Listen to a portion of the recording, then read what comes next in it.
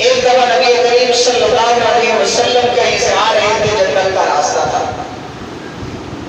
وہاں ایک شکاری نے ہرنی کو شکار کیا ہوا تھا، اب وہ پکڑ کے جا رہا ہے یہودی۔ سرکار مدینہ کو جب ہرنی نے دیکھا تو اللہ نے میرے نبی کا یہ معجزہ تھا اور معجزہ عطا کر رکھا تھا کہ اللہ کے نبی کبھی کبھی جانوروں کی بولی کو بھی سمجھ لیا کرتے تھے۔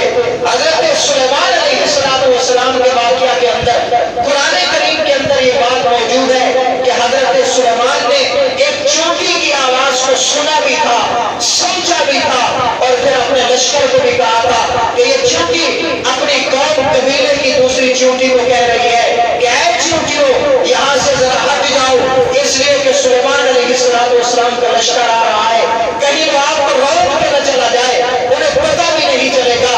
ارے اللہ جو اپنے نبی کو چونٹی کی آواز سنوا سکتا ہے، سمجھا سکتا ہے، وہ رب قادر ہے اپنے محمد عربی کو ہرنی کی آواز سنا بھی سکتا ہے، سمجھا بھی سکتا ہے۔ اس کی گفتگو اللہ کے نبی نے سمجھی ہے۔ وہ ہرنی کہہ رہی تھی اے مدینہ کے والی، اے سرکار مدینہ، اے رحمت والے پیغمبر، ذرا آپ سفارش کر دیجئے، میرے بچے وہاں پہ بھوکے ہیں، اس نے شکار کیا ہوا ہے، میں دودھ پلا کے آتی ہوں، کہیں میرے بچے بلک بلک کے مر نہ جائے۔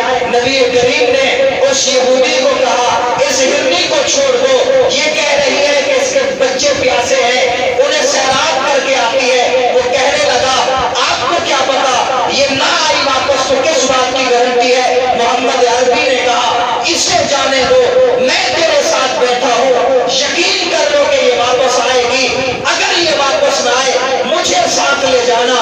اب وہ یہودی بھی بیٹھ گیا، رحمت والے پیغمبر بھی بیٹھ گئے، ہرنی کو چھوڑ دیا گیا۔ وہ گئی اپنے بچوں کو دودھ پلایا، سیراب کیا۔ تھوڑی دیر کے بعد یہ یہودی محمد عربی کو کہنے لگا واہ جی واہ، آپ جانوروں پہ اعتماد کرتے ہیں، اعتبار کرتے ہیں، بھروسہ کرتے ہیں، یہ آنے والی نہیں ہے۔ پیغمبر عربی نے کہا محمد عربی سے وعدہ کر کے گئی ہے، یقین کر لیجئے یہ ضرور آئے گی۔ چند لمحے گزرے ہی تھے، کیا دیکھتے ہیں کہ وہ ہرنی اپنے بچوں کو ساتھ لیے آ رہی ہے۔ جب وہ آپ کے پاس آ کے پہنچی، تاخیر کی معذرت کرنے لگی اور کہا تاخیر ہو گئی ہے، میں معذرت کرتی ہوں، لیکن پیغمبر کے ساتھ کیا ہوا وعدہ کبھی خلاف نہیں کر سکتی۔ جب یہودی نے دیکھا رحمت والا پیغمبر جس کی جانور بھی عزت کرتے ہیں اور یہ اتنا رحمت والا پیغمبر جانوروں کی سفارش کرتا ہے، تو اس نے کہا اے نبی کریم میں آپ پہ ایمان لاتا ہوں، گواہی دیتا ہوں کہ آپ اللہ کے سچے پیغمبر ہیں، اور آج کے بعد آپ کی برکت سے میں اس ہرنی اور اس کے بچوں کو بھی یاد کرتا ہوں۔ تو نبی اتنی رحمت پڑھ کے آئے ہیں۔